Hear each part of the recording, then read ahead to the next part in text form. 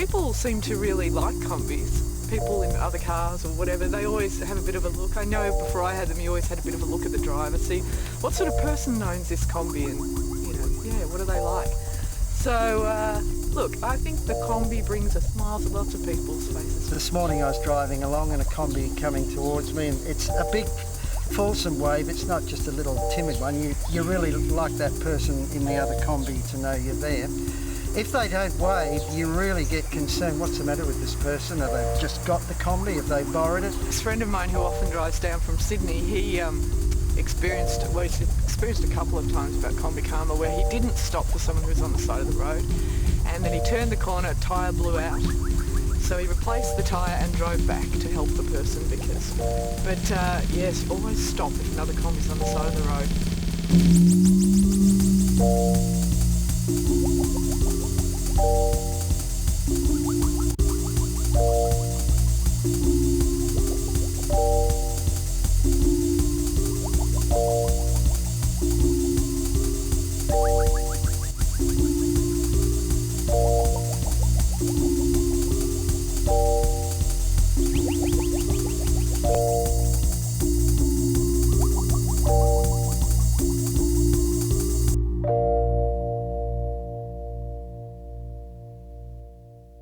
My first VW driving experience, never driven a VW in my life.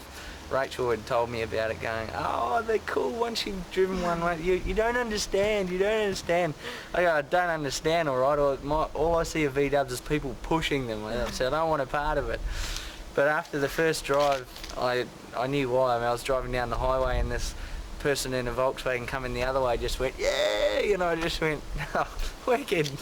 You're instantly part of a club. It was fantastic. Every time we went driving anywhere, you know, I'd see Kombi go past and like, Kombi! And so Jason surprised me one day, and a couple of years later, 5 years later, he bought me one for my birthday, so. We're talking after the Second World War. We're talking about 1947, right? Now the Volkswagen itself was really named as the Volkswagen by the British Army. The correct German name, title of that car was a KDF. It's big K, little d, big F sort of thing, Kraftwerk, which is strength through joy in German. Now, that was the motto of the National Front, as in part of the Nazi Party.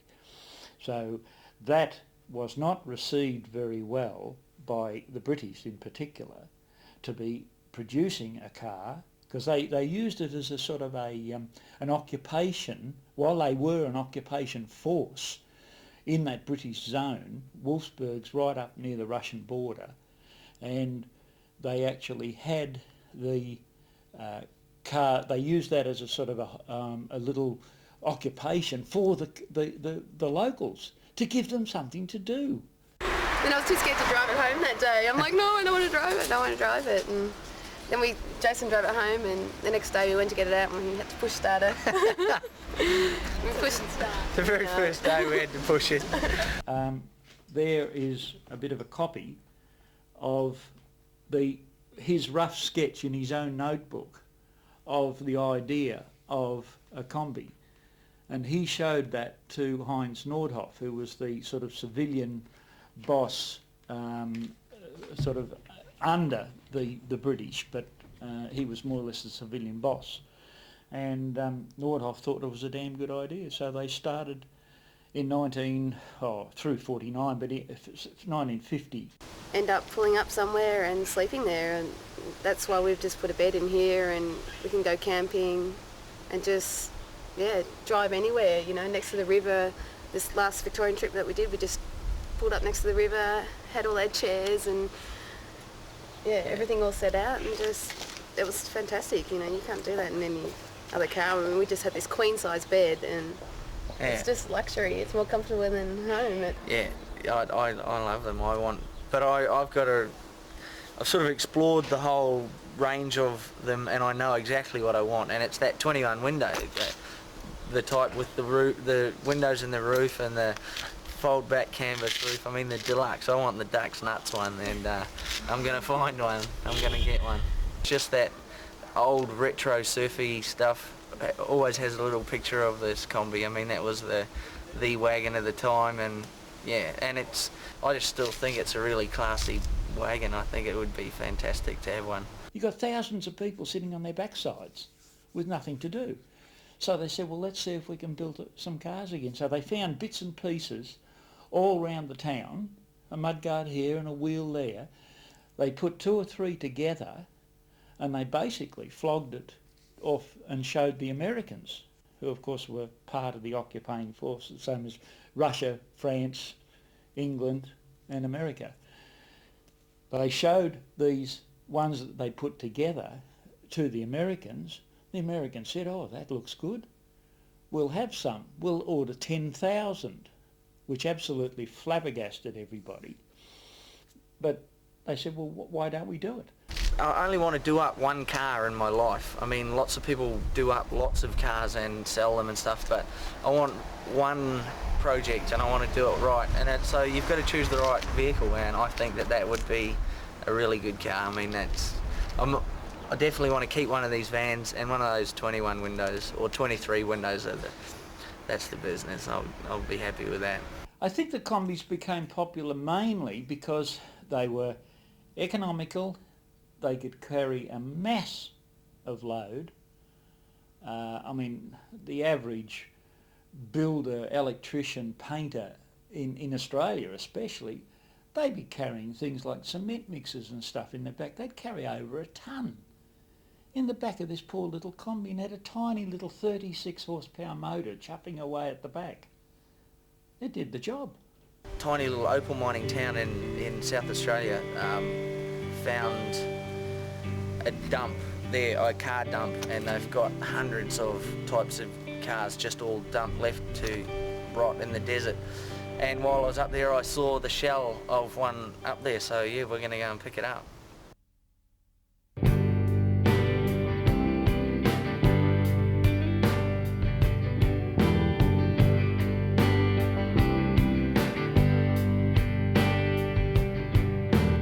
The old company fuel card doesn't get any better than this. Where are we? We're at a town called Keith. Strange place to name it. Strange name to call a town, Keith. But we're keeping the faith. I don't know if we can zoom on this, but this is what we're after.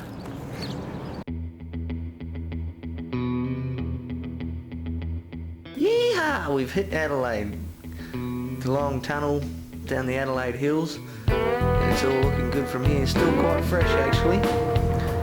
I'm at the wheel, and we're not even looking like stopping at this stage. I think we're going to just charge straight through Adelaide. I'd never previously driven past Adelaide, so it's that leg of the trip past Adelaide, it's really interesting. From Adelaide we head towards Port Augusta, and if you turn left at Port Augusta you go to Perth. If you turn right you basically head towards Alice Springs, which is where we're heading, more towards Alice Springs and Northern Territory way. You're at the sort of the middle of Australia nearly at that point.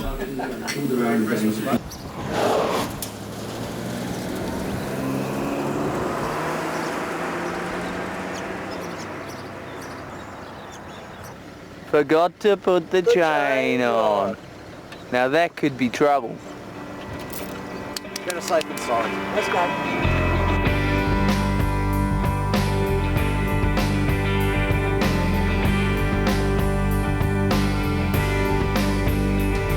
I walked out where I shouldn't have, led by strangers' hands. I saw and heard heaps of things I didn't understand.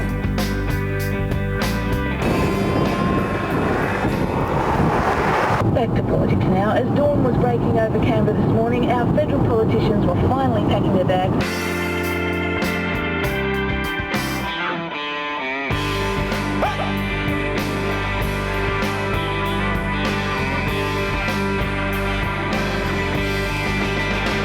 Most of the people in the Volkswagen Volkswagen Club own Kombis and drive Kombis because they thoroughly enjoy the practicality of them, and they enjoy getting the looks when you go on runs in early Kombis, and basically they're the big brother of the Beetles. People either give you, I've had the peace a couple of times, and and a little wave. So that's just a thing, which is really strange. I don't think you get that with Commodore drivers. I like the shape too. I love boxes. I have to say, when I stand back and look at this, I love a box shape because it's such a practical thing to put things in. I think bikies have a respect for Kombi drivers. I've never noticed any tension there. 3 weeks, I don't think.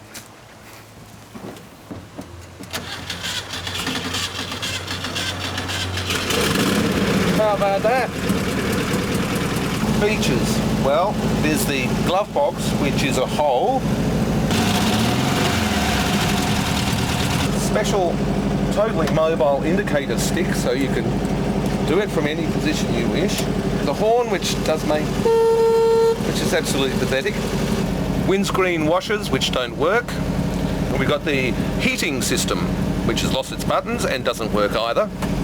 We've got the cold vents, which blow extreme amounts of all sorts of crap in your face if you ever open them up. We've got a hatch. The window, which is actually completely rusted out, would fall out if you pushed it too hard. It's a beautiful thing.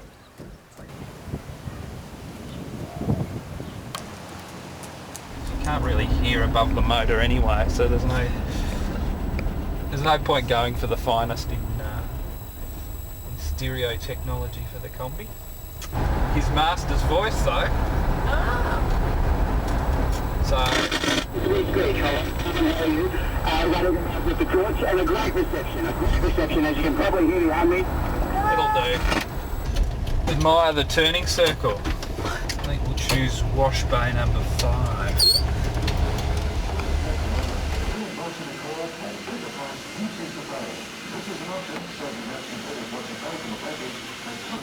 It's carried quite a few. I haven't tried to go for a record, but they pester and pester. Go on, Mr. Tummy, go on. Can we have a ride in this? Oh, quick. There's nothing threatening about a Kombi either. It's carried my Wurlitzer organ here and there to some concerts. It indicates that you're someone who enjoys the journey as much as the destination.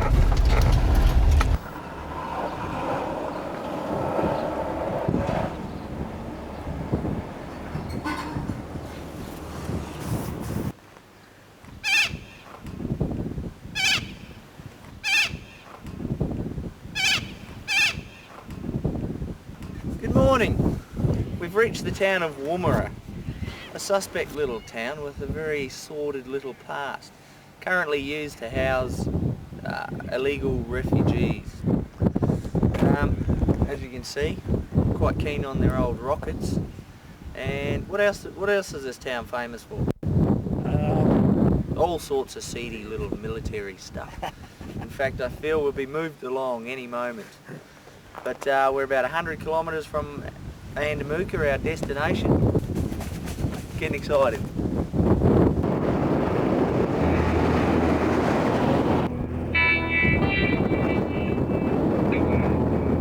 Yep, jump in, you alright? Yeah. What's your name, mate? Aussie.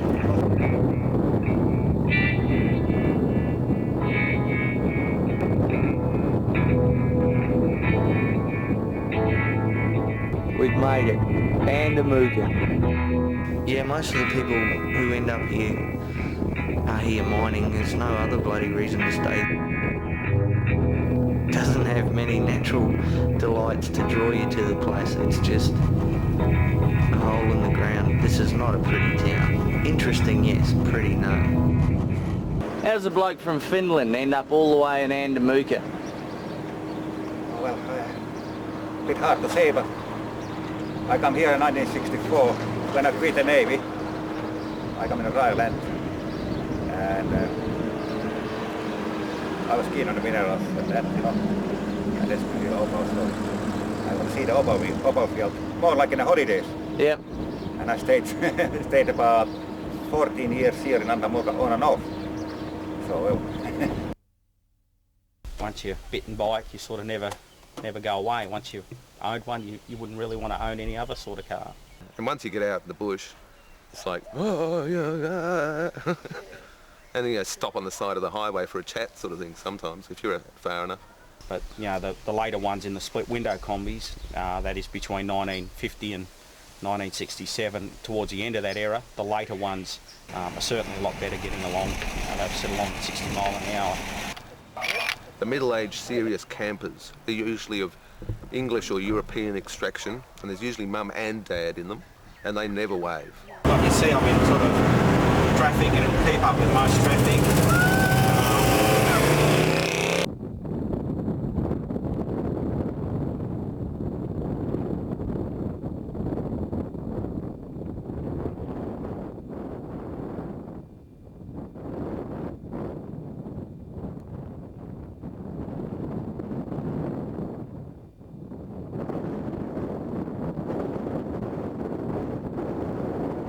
There we go. 4 split windscreen Kombis. The one in the worst condition is the one I want.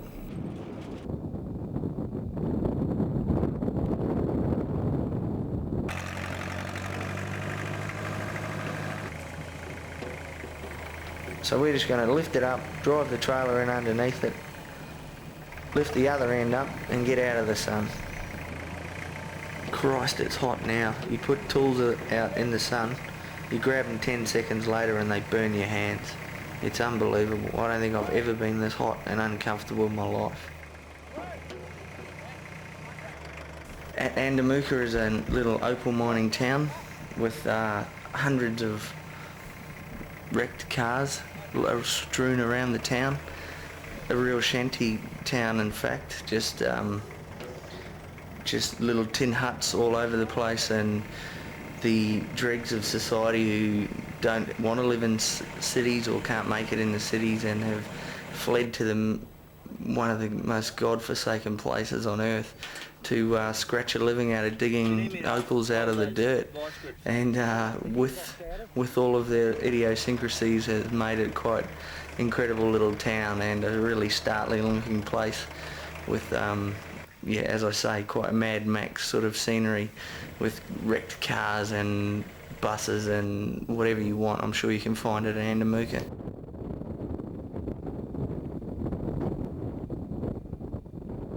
The other week they went away to Venus Bay to the beach house. As you can see, all the sand is all in the little grooves, and there was 6 people, 2 dogs, keyboards and all sorts of things stuck in the Kombi. I had a lemon dog of the Kombi that was always breaking down, and I spent a lot of money getting it fully restored, and my partner at the time went berserk and smashed it to smithereens with a wood splitter.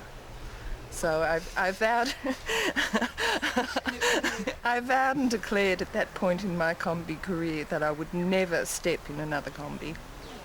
So I was a bit suspicious when I came across Phil in his Kombi and thought, uh-oh. Pretty slow, kind of. Pretty slow, do you think? Yeah. A bit noisy. Yeah. And fairly sort of friendly, do you think? Yeah. Yeah. And sort of always around. There's a compartment in the back of the Kombi which is where the spare wheel's meant to go, but it never does. Everyone puts them on the front. And there was a wooden box screwed inside there when I bought the car, and inside the wooden box was a deal of dope. What attracts us all to these, and this is a Microbus Deluxe, and what the Microbus Deluxe had, it was fully lined. It had a lot of very neat trims and special features on it that only the microbuses had. It had the windows in it which gave you sort of roof lights. Had windows all the way around. The earlier models had an additional window in the back corner. It had little luggage barriers inside it, and of course it had the full-length sunroof, Goldie sunroof, which is very special to this model Kombi. Well, it's day 3 and we are on our way back to Adelaide for the night. Had an enormous party at Martin Lloyd's place for the night. We've got the car on the trailer. I must say it looks a little bit worse than I remember it a wee while ago, but we can do it.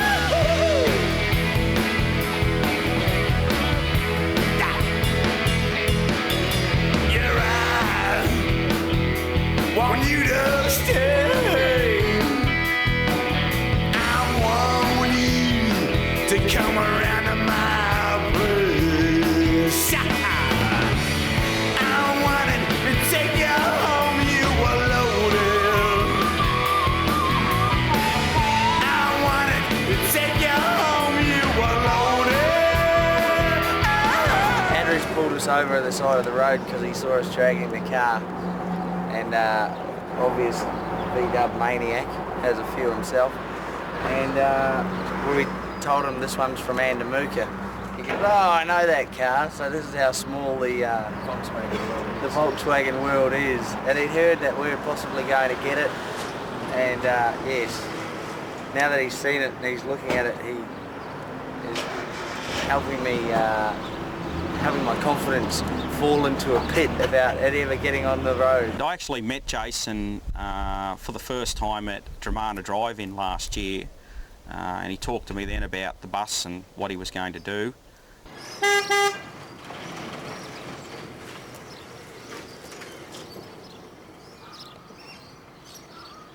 Probably some of the bits and pieces off this I may be able to use as repair panels and bits and pieces, but really this one's seen better days.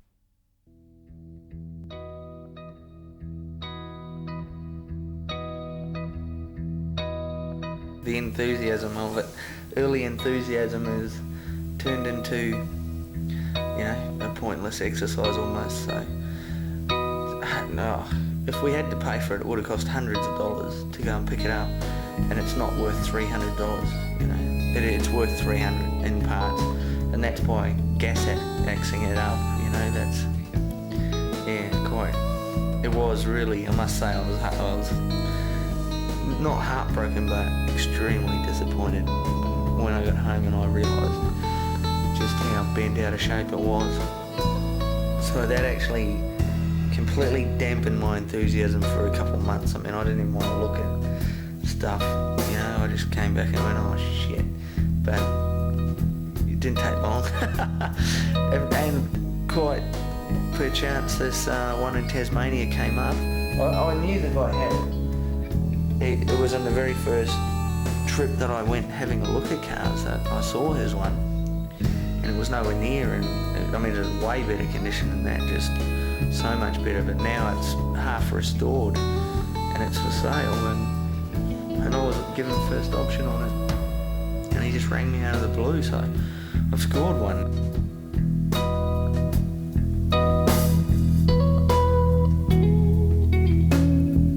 Now everything's clear, you see. The curtain's been drawn, don't frown, don't sigh.